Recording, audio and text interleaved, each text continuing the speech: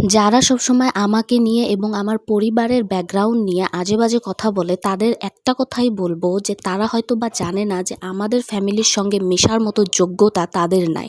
যদি যোগ্যতা থাকতো তাহলে তারা মিশতে পারতো, এই লেভেলে আসার মতো যোগ্যতা তাদের তৈরি হয় নাই।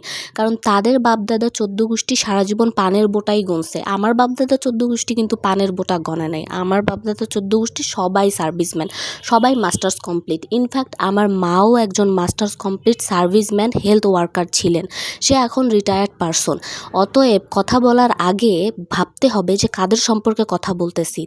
তাদের মতো আমার ফ্যামিলি কিন্তু কুতকুত করেও যে স্কুলের গণ্ডিটা পার হইতে পারে নাই এমন কিন্তু বিষয়টা না। তারা তো জীবনে স্কুল যায়ই নাই, অনেকে স্কুলের গণ্ডিও পার হইতে পারে নাই। আর এখন নতুন নতুন যারা হইছে কেবল স্কুলের গণ্ডি পার হয়ে মেট্রিক পাস করে কিসের একটু চাকরি বাকরি নিছে সেনাবাহিনীতে, নৌবাহিনীতে, অমুক তমুক, তারা মনে করে আমরা পিএইচডি ডিগ্রি অর্জন করে ফেলছি, এর উপরে হয়তো আর কোনো পড়াশোনা নেই, আমরাই শেঠ। আসলে বলা হয় না যে মূর্খের অশেষ দোষ।